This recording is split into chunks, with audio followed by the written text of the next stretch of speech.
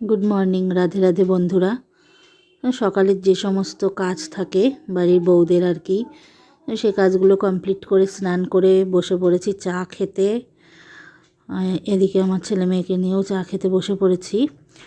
অনেক দিন তোমাদের সঙ্গে কোনো ডেইলি ব্লগ শেয়ার করিনি, কারণ আমার শরীরটাও খুব একটা ভালো ছিল না, তো সেই জন্য ভিডিও করতে পারিনি, সেই জন্য ভিডিও পোস্টও করতে পারিনি। তো এবার থেকে চেষ্টা করব প্রতিদিন ভিডিও দেওয়ার। তো সকালবেলায় চা খাওয়ার পর দেবাঞ্জন স্কুলে যাবে বলে খেতে বসে পড়েছে। সকালে আমি তেমন কিছুই খাবার করিনি, তিতলি খাচ্ছে সব কিছু কালকের বাসি জিনিস। ভাতটাও ছিল, সজনে ডাঁটা আলু বড়ি কাঁচকলা দিয়ে একটা ঝোল করেছিলাম কালকে, সেটাও ছিল।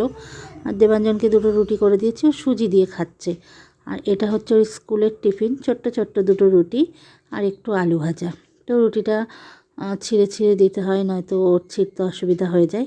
ওকে রুটি লুচি পরোটা এগুলো টিফিন দিলে আমাদেরকে একটু বাড়ি থেকে ছিঁড়ে দিতে হয়। তো ওর দিদি সেটাই ওর টিফিন বক্সে গুছিয়ে দিচ্ছে। এবার চলে এসেছি দুপুরে রান্নাবান্না করতে। তো দেখো আমার উনুন জ্বলছে, আর আমি আজকে রান্না করব বেতো শাক। তো সেই জন্য বেতো শাকটা লবণ দিয়ে কড়াইতে একটু আমড়াতে বসিয়েছি আর রান্না করব। আর এটা শাকের বেগুনটা কেটে নিয়েছি, শাকে একটু বেগুন দেবো আর বড়ি দেবো। আর করব লাউয়ের ঘন্ট মুগের ডাল দিয়ে। আর একটা জিনিস রান্না করব যেটা অনেক দিন খাইনি, অনেক দিন মানে বলতে পারো অনেক বছর। তো তার জন্য আলু পেঁয়াজ রসুন আদা টমেটো এবং পাকা কাঁচা লঙ্কা নিয়েছি, আর এখানে একটু মুসুরির ডাল ভিজিয়ে রেখেছি। তোমরা নিশ্চয়ই আইডিয়া করতেই পারছো কী রান্না হবে। এই যে ডালটা আমি বেটে একটু কুচানো পেঁয়াজ আর লবণ দিয়ে ডালটাকে মাখিয়ে রেখেছি। তো এবারে বড়া ভেজে নেব ডালের। দেখো এইভাবে করে আমি ডালের বড়াগুলো ভেজে নিচ্ছি। সব কটা বড়া আমি ভেজে নিয়েছি। এবার বড়াটা ভাজার পর কড়াইতে যে তেলটা রয়েছে অবশিষ্ট, তার মধ্যে একটু জিরে তেজপাতা একটা শুকনো লঙ্কা ফোড়ন হিসাবে দিয়েছি। তো ফোড়নটা ভাজা হয়ে গেলে এবারে যে আলুটা কেটে রেখেছিলাম সেটা দেব। তো আমার এই তরকারিটা তো খেতে খুবই ভালো লাগে, এবং আমার শাশুড়ি ছেলে মেয়ে আমরা সবাই পছন্দ করি। তোমরা আর কে কে পছন্দ করো কমেন্টে অবশ্যই আমাকে জানিও। তো তেলের মধ্যে আলুটাও দিয়ে দিলাম ভাজা হতে, পরিমাণ মতো লবণ দিলাম আর একটু হলুদ দেব, দিয়ে আলুটা লাল করে ভেজে নেব। আর আমরা অনেক দিনই এই তরকারিটা খাইনি, তো আজকে ইচ্ছা হলো যে এই তরকারিটা খাই, কারণ প্রতিদিন মাছ খেতে খেতে না মাছ খেতে ভালো লাগছে না, সেই জন্য মাছটা রান্না করিনি আজকে এটা রান্না করেছি। এক একদিন এগুলোও তো খেতে হয় বলো। তো লবণ হলুদটা মিশিয়ে নিয়ে আমি টমেটোটাও 4 ভাগ করে কেটে দিয়ে দিলাম আলুর সঙ্গে। তো আলুটা ভাজা হতে হতে টমেটোটাও গলে আসবে। আর কে আমার মতো এভাবে শর্টে কাটে পাইকারি রান্না করো অবশ্যই কমেন্ট করে আমাকে জানাবে। আর এই দেখো এপাশে আমার রান্নার জলও ফুটছে। আমি এখান থেকে তরকারিতে জল দিয়ে তারপরে ওই জলের মধ্যে ভাতটা বসিয়ে দেব। আর দেখো আলুটা লাল করে ভাজা হয়ে গেছে। এবার রসুন পেঁয়াজ আদা আর জিরে আর যে কাঁচা পাকা লঙ্কাটা দেখিয়েছিলাম ওগুলো দিয়ে মিক্সিতে একটা মশলা করে নিয়েছি।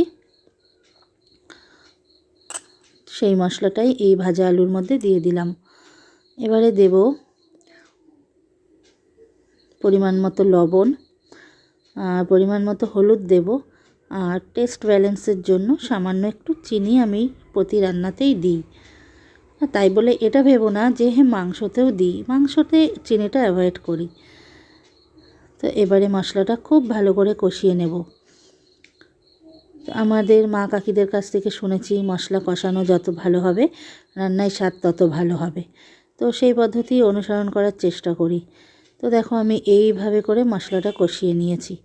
এবারে তোমাদেরকে তো আগে দেখিয়েছি ওপাশে হাঁড়িতে আমার রান্নার জল ফুটছে, এবং সেই ফুটানো জলটা আমি তরকারিতে দিয়ে দিচ্ছি। বরাবরই আমি রান্নাতে ফুটানো জল দিতেই পছন্দ করি, কারণ এতে স্বাদটা খুব ভালো আসে। ঝোল তৈরি করার জন্য আমার যতটুকু জল লাগবে আমি জলটা দিয়ে দিলাম। আর তারপর ঝোলটা ফুটে উঠলে বড়াগুলোও ছেড়ে দিয়েছি, আর যে অবশিষ্ট জলটা ছিল তার মধ্যে আমি চালটা আগে থেকে ধুয়ে রেখেছিলাম, সে চালটা দিয়ে দিয়েছি ভাত হওয়ার জন্য। তো দেখো আমার তরকারিটা রেডি হয়ে গেছে, এরকম হয়েছে তরকারিটা।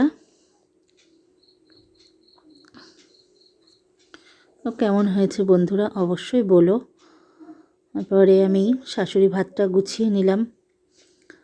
শাক ভাজা করেছি, লাউয়ের ঘন্ট করেছি মুগের ডাল দিয়ে, আর এই বড়ার তরকারিটা একটা লেবু দিয়ে শাশুড়িকে ভাতটা দিতে গেলাম।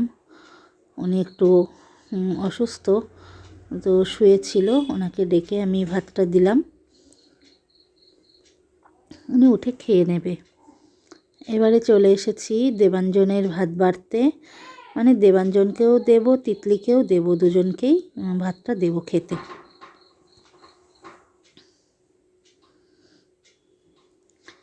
দুজনার ভাতটাই বাড়ছি। আর দেবাঞ্জন যখন আমি বড়াগুলো ভেজেছিলাম, ও তো বাড়িতে ছিল না, ও স্কুলে গেছিলো, তো ও বড়া ভাজা খেতে খুব ভালোবাসে। তিতলি খেয়েছিল শুধু শুধু, তো দেবাঞ্জনেরটা আমি তুলে রেখেছিলাম, তো ওকে এবার ভাতের সঙ্গে দিলাম। এবার তিতলির ভাতটাও আমি বেড়ে দিচ্ছি।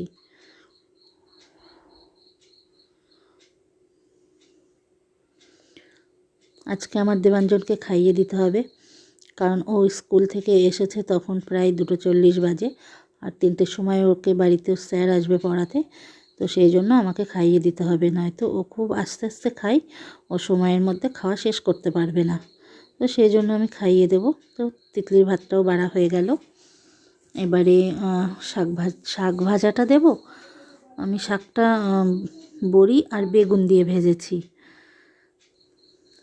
শাক ভাজাটা দিলাম, আর লাউয়ের ঘন্টটাও দেব, দিয়ে আমি দেবাঞ্জনকে খাওয়াতে বসবো। তারপর খাওয়া হয়ে গেলে, এই দুটো তরকারি খাওয়া হয়ে গেলে তারপর বড়ার ঝোলটা ওদেরকে দেব।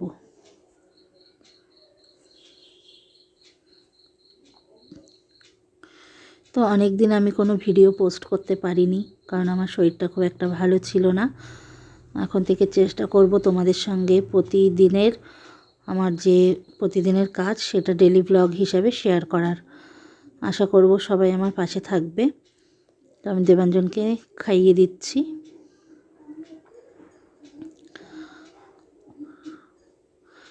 তিতলির দুটো তরকারি খাওয়া হয়ে গেছে, ও এবার এই তরকারিটা খাবে, ওকে তরকারিটা দিচ্ছি। আর কার কার এখনও দুপুরের খাওয়া হয়নি, বা আর কে কে কী দিয়ে খেয়েছো সব কিছু আমাকে কমেন্টে জানিও। আজকের ব্লগটা এই পর্যন্ত, ভালো থেকো।